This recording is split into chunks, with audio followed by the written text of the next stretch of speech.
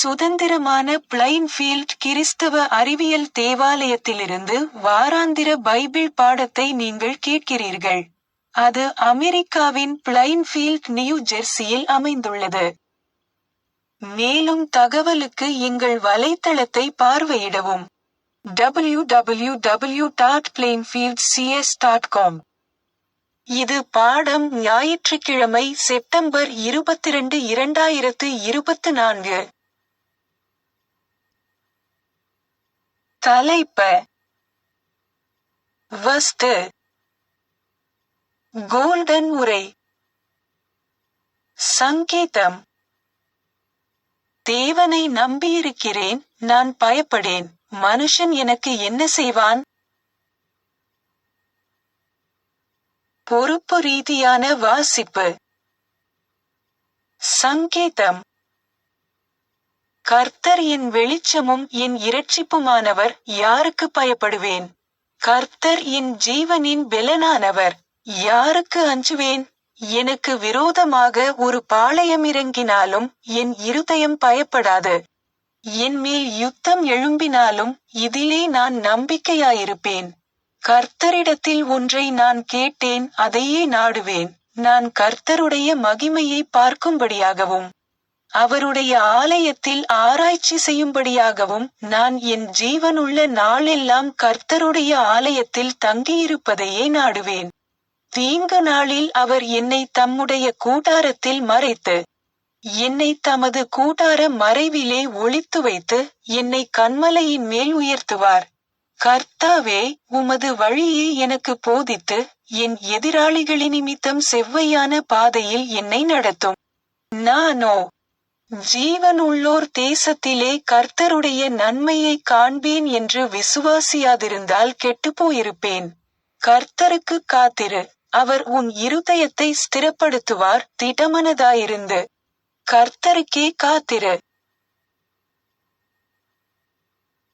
பாடம் பிரசங்கம்.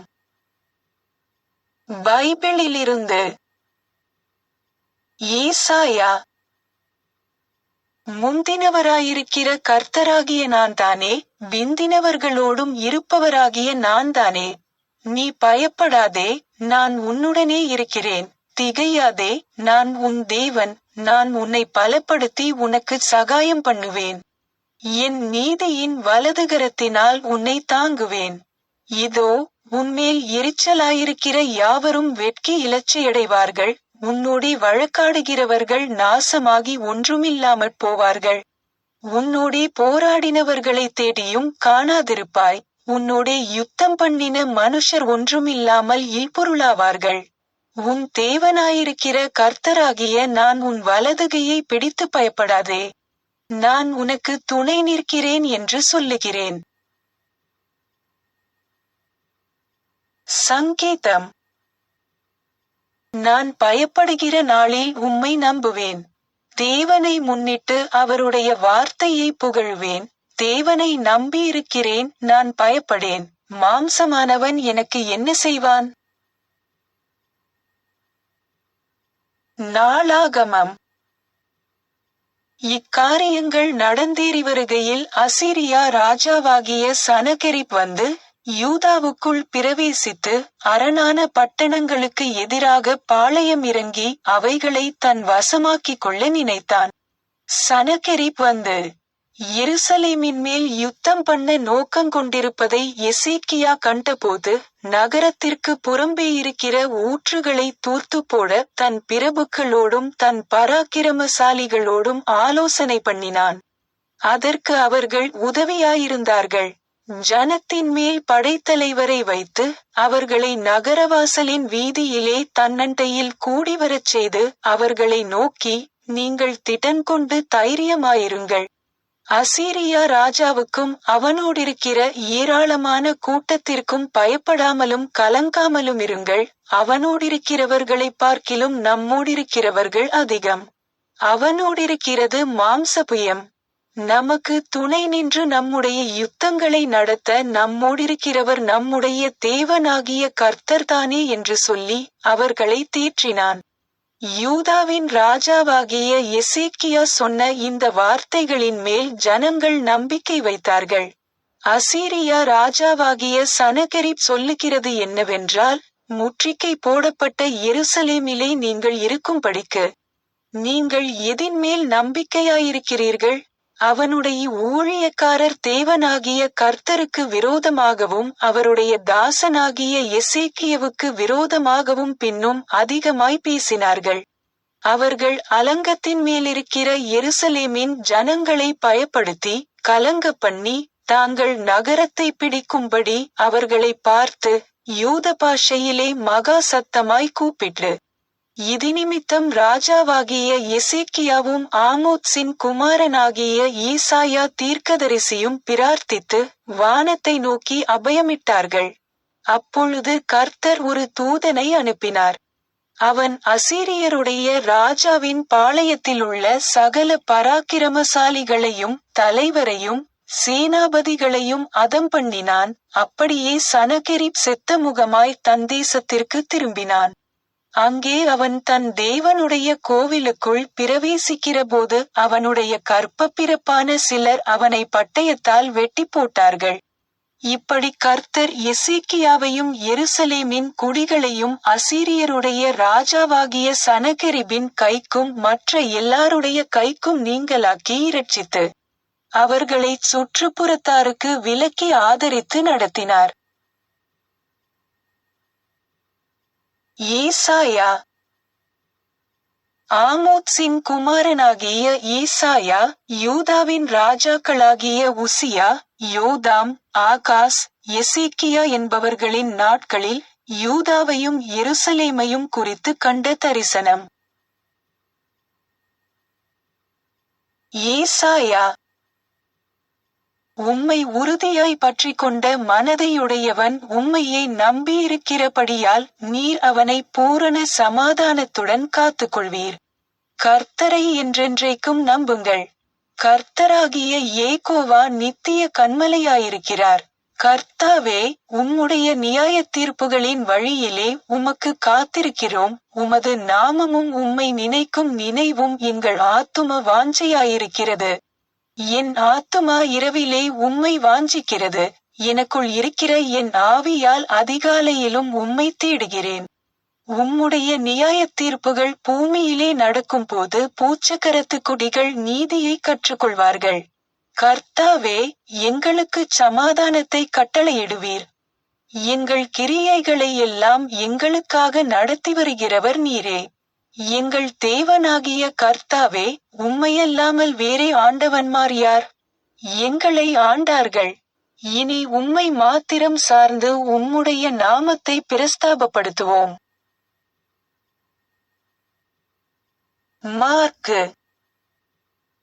தேவனுடைய குமாரனாகிய இயேசு கிறிஸ்துவினுடைய சுவிசேஷத்தின் ஆரம்பம். அவர் அதிகாலையில் இருட்டோடே எழுந்து புறப்பட்டு வனாந்தரமான ஓரிடத்திற்கு போய் அங்கே ஜெபம் பண்ணினார். சீமோனும் அவனோடே இருந்தவர்களும் அவரை பின் தொடர்ந்து போய் அவரை கண்டபோது, உம்மை எல்லாரும் தேடுகிறார்கள் என்று சொன்னார்கள். அவர்களை அவர் நோக்கி, அடுத்த ஊர்களிலும் நான் பிரசங்கம் பண்ண வேண்டுமாதலால் அவ்விடங்களுக்கு போவோம் வாருங்கள். இதற்காகவே புறப்பட்டு வந்தேன் என்று சொல்லி கலிலேயா நாடெங்கும் அவர்களுடைய ஜெபாலயங்களில் அவர் பிரசங்கம் பண்ணிக்கொண்டும் பிசாசுகளை துரத்தி கொண்டும் இருந்தார். அப்பொழுது குஷ்டரோகி ஒருவன் அவரிடத்தில் வந்து அவர் முன்பாக முழங்கால்படியிட்டு, உமக்கு சித்தமானால் என்னை சுத்தமாக்க உம்மால் ஆகும் என்று வேண்டிக் கொண்டான். இயேசு மனதுருகி கையை நீட்டி அவனை தொட்டு, எனக்கு சித்தம் உண்டு, சுத்தமாக என்றார். இப்படி அவர் சொன்னவுடனே குஷ்டரோகம் அவனை விட்டு நீங்கிற்று. அவன் சுத்தமானான். மார்க்கு. அப்பொழுது 4 பேர் ஒரு திமிர்வாதக்காரனை சுமந்து கொண்டு அவரிடத்தில் வந்தார்கள். ஜனக்கூட்டத்தின் நிமித்தம் அவருக்கு சமீபமாய் சேரக்கூடாமல் அவர் இருந்த வீட்டின் மேற்கூரையை பிரித்து திறப்பாக்கி திமிர்வாதக்காரன் கிடக்கிற படுக்கையை இறக்கினார்கள். இயேசு அவர்கள் விசுவாசத்தைக் கண்டு, திமிர்வாதக்காரனை நோக்கி, மகனே, உன் பாவங்கள் உனக்கு மன்னிக்கப்பட்டது என்றார். நீ எழுந்து உன் படுக்கையை எடுத்துக்கொண்டு உன் வீட்டுக்கு போ என்று உனக்குச் சொல்லுகிறேன் என்றார். உடனே அவன் எழுந்து தன் படுக்கையை எடுத்துக்கொண்டு எல்லாருக்கும் முன்பாக போனான். அப்பொழுது எல்லாரும் ஆச்சரியப்பட்டு, நாம் ஒரு காலம் இப்படி கண்டதில்லை என்று சொல்லி தேவனை மகிமைப்படுத்தினார்கள். கொலோசேயர். நீங்கள் கிறிஸ்துவுடன் கூட எழுந்ததுண்டானால், கிறிஸ்து தேவனுடைய வலது பாரிசத்தில் வீற்றிருக்கும் இடத்தில் உள்ள மேலானவைகளை தேடுங்கள். பூமியிலுள்ளவைகளையல்ல, மேலானவைகளையே நாடுங்கள். கிறிஸ்துவின் வசனம் உங்களுக்குள்ளே சகல ஞானத்தோடும் பரிபூரணமாக வாசமாயிருப்பதாக, சங்கீதங்களினாலும் கீர்த்தனைகளினாலும் ஞானப்பாட்டுகளினாலும் ஒருவருக்கொருவர் போதித்து புத்தி சொல்லிக்கொண்டு உங்கள் இருதயத்திலே கர்த்தரை பக்தியுடன் பாடி. மேரி பேக்கர் எட்டி எழுதிய கிறிஸ்டியன் சயின்ஸ் பாடநூல் அறிவியல் மற்றும் ஆரோக்கியத்துடன் கீடூத்தி ஸ்கிரிப்ட்ஸிலிருந்து தொடர்புடைய பத்திகளை படிப்பேன். அறிவியல் மற்றும் ஆரோக்கியம். பொருளின் கூற்றுகளை மறுப்பது ஆவியின் மகிழ்ச்சியை நோக்கி, மனித சுதந்திரத்தை நோக்கி மற்றும் உடலின் இறுதி வெற்றியை நோக்கி ஒரு பெரிய படியாகும்.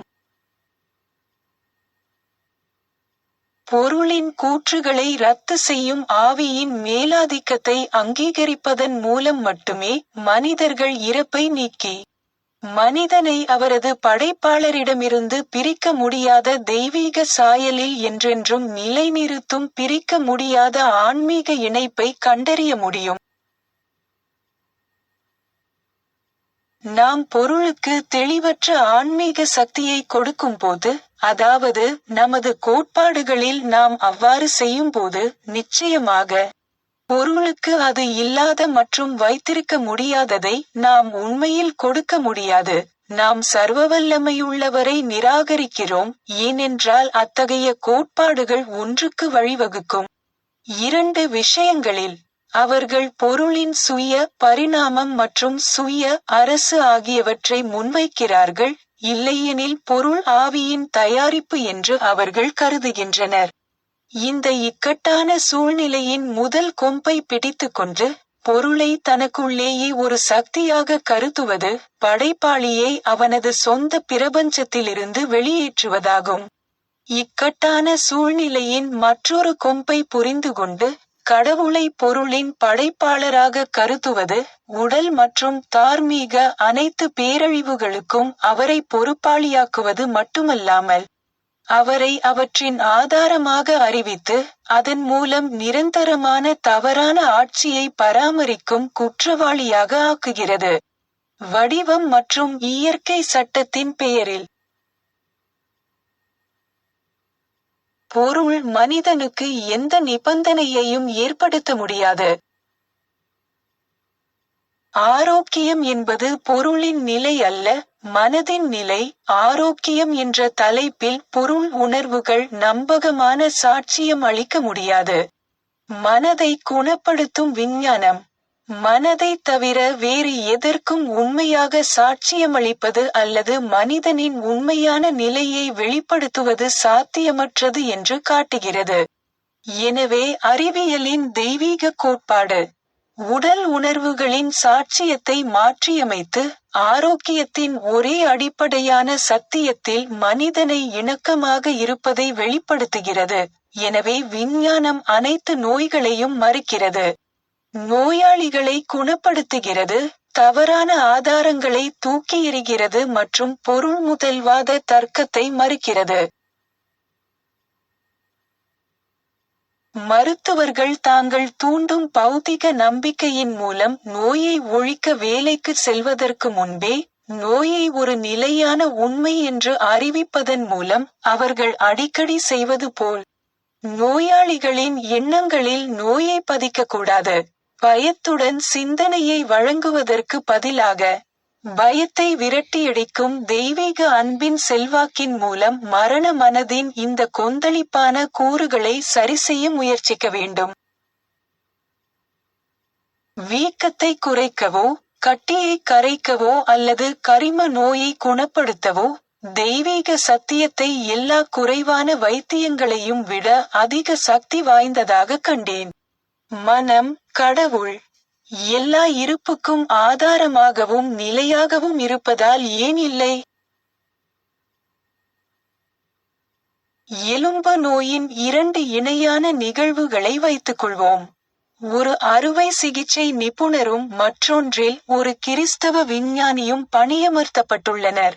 அறுவை சிகிச்சை நிபுணர்: அந்த விஷயம் அதன் சொந்த நிலைமைகளை உருவாக்குகிறது மற்றும் சில புள்ளிகளில் அவற்றை ஆபத்தானதாக ஆக்குகிறது, காயத்தின் இறுதி விளைவு பற்றிய அச்சத்தையும் சந்தேகத்தையும் ஏற்படுத்துகிறது. அரசாங்கத்தின் ஆட்சியை தன் கைகளில் வைத்திருக்காமல், மனதை விட வலிமையான ஒன்று, அதாவது விஷயம், வழக்கை நிர்வகிக்கிறது என்று அவர் நம்புகிறார். எனவே அவரது சிகிச்சை தற்காலிகமானது. இந்த மனநிலை தோல்வியை அழைக்கிறது. விஷயத்தில் தன் எஜமானைச் சந்தித்து, எலும்பைச் சரிசெய்ய முடியாமல் போகலாம் என்ற நம்பிக்கை அவனுடைய பயத்தை அதிகரிக்கிறது. இன்னும் இந்த நம்பிக்கை நோயாளிக்கு வாய்மொழியாகவோ அல்லது வேறு விதமாகவோ தெரிவிக்கப்படக்கூடாது, ஏனெனில் இந்த பயம் சாதகமான முடிவை நோக்கிய போக்கை வெகுவாக குறைக்கிறது. வெளிப்படுத்தப்படாத நம்பிக்கை பெரும்பாலும் உணர்ச்சிவசப்பட்ட நோயாளியை வெளிப்படுத்திய எண்ணத்தை விட வலுவாக பாதிக்கிறது என்பதை நினைவில் கொள்ளுங்கள். எல்லாமே மனம்தான் என்பதை அறிவியல் பூர்வமாக புரிந்து கொண்ட கிறிஸ்தவ விஞ்ஞானி, பிழையை அழிக்க மன காரணத்தால் இருப்பதன் உண்மையுடன் தொடங்குகிறார். இந்த திருத்தம் ஒரு மாற்றாகும். இது மனித அமைப்பின் ஒவ்வொரு பகுதியையும் சென்றடைகிறது. வேதாகமத்தின்படி, அது மூட்டுகள் மற்றும் மஜ்ஜைகளை தேடுகிறது, மேலும் அது மனிதனின் நல்லிணக்கத்தை மீட்டெடுக்கிறது. விஷயம்: மருத்துவர் தனது எதிரி மற்றும் அவரது தீர்வு ஆகிய இரண்டிலும் விஷயத்தை கையாள்கிறார். அவர் நோயை பலவீனமானதாகவோ அல்லது வலுப்படுத்தியதாகவோ கருதுகிறார். மெட்டாபிசிசியன்: விஷயத்தை பொருட்படுத்தாமல், தவறு மற்றும் முரண்பாடுகளை விட உயர்ந்தது என்ற உண்மை மற்றும் நல்லிணக்கத்தை பற்றி மனதை தனது செயல்பாட்டின் அடிப்படையாக ஆக்கி, வழக்கைச் சமாளிக்க பலவீனத்திற்கு பதிலாக தன்னை வலிமையாக்கினார். மேலும் அவர் தைரியம் மற்றும் நனவான சக்தியின் தூண்டுதலால் நோயாளியை விகிதாசாரமாக பலப்படுத்துகிறார். அறிவியல் மற்றும் நனவு இரண்டும் இப்போது பொருளாதாரத்தில் மனதின் சட்டத்தின்படி செயல்படுகின்றன. இது இறுதியில் அதன் முழுமையான மேலாதிக்கத்தை வலியுறுத்துகிறது. பொருளின் மீதான நம்பிக்கை வெற்றி பெற்றால் உணர்வு ஒரு சிறந்த உடலை உருவாக்குகிறது. ஆன்மீக புரிதலின் மூலம் சரியான பொருள் நம்பிக்கை மற்றும் ஆவி உங்களை புதிதாக உருவாக்கும். கடவுளை புண்படுத்துவதை தவிர நீங்கள் மீண்டும் ஒருபோதும் பயப்பட மாட்டீர்கள். இதயம் அல்லது உடலின் எந்த பகுதியும் உங்களை அழிக்கும் என்று நீங்கள் ஒருபோதும் நம்ப மாட்டீர்கள். எனக்கு உடம்பு சரியில்லை என்று உடல் கூறும்போது குற்றத்தை ஒப்புக்கொள்ளாதீர்கள்.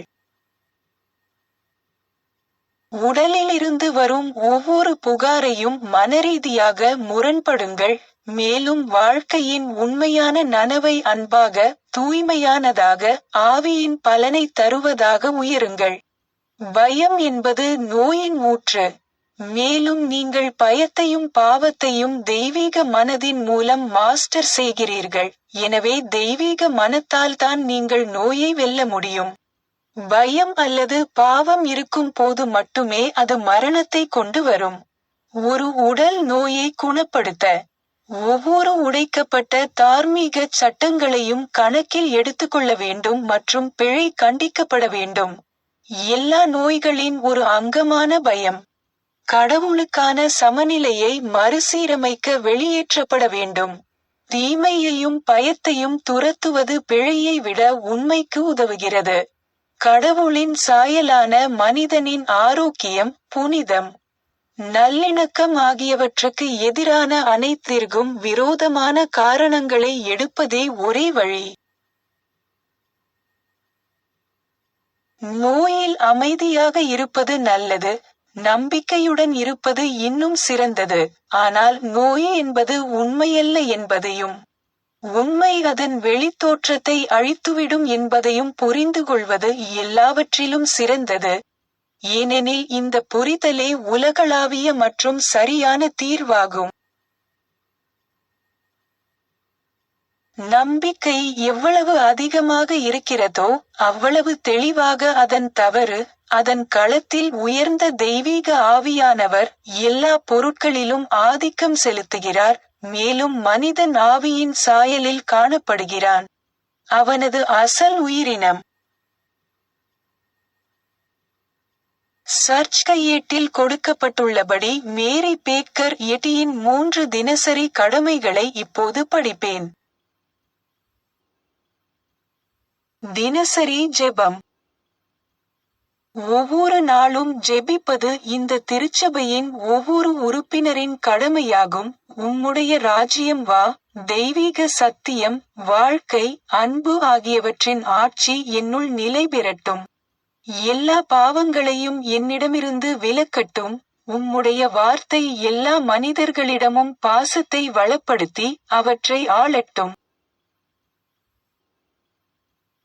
நோக்கங்கள் மற்றும் செயல்களுக்கான விதி. தி மதர் சர்ச்சின் உறுப்பினர்களின் நோக்கங்கள் அல்லது செயல்களை விரோதமோ அல்லது தனிப்பட்ட இணைப்போ தூண்டக்கூடாது. அறிவியலில் தெய்வீக அன்பு மட்டுமே மனிதனை ஆளுகிறது. ஒரு கிறிஸ்தவ விஞ்ஞானி அன்பின் இனிமையான வசதிகளையும் பாவத்தை கண்டிப்பதிலும் உண்மையான சகோதரத்துவம், தொண்டு, மன்னிப்பு ஆகியவற்றிலும் பிரதிபலிக்கிறார். இந்த திருச்சபையின் உறுப்பினர்கள் தினந்தோறும் கவனித்து எல்லா தீமைகளிலிருந்தும் தீர்க்கதரிசனம், தீர்ப்பு, கண்டனம், ஆலோசனை, செல்வாக்கு செலுத்துதல் அல்லது தவறாக செல்வாக்கு செலுத்துதல் ஆகியவற்றிலிருந்து விடுவிக்கப்பட வேண்டும். கடமைக்கு விழிப்புணர்வு. ஆக்கிரமிப்பு மனநல ஆலோசனைகளுக்கு எதிராக தினமும் தன்னை தற்காத்துக் கொள்வது இந்த திருச்சபையின் ஒவ்வொரு உறுப்பினரின் கடமையாகும். மேலும் கடவுளுக்கும் அவரது தலைவருக்கும் மனிதகுலத்திற்கும் அவர் செய்ய வேண்டிய கடமையை மறக்கவோ புறக்கணிக்கவோ கூடாது. அவருடைய கிரியைகளால் அவர் நியாயந்தீர்க்கப்படுவார், நியாயப்படுத்தப்படுவார் அல்லது கண்டிக்கப்படுவார்.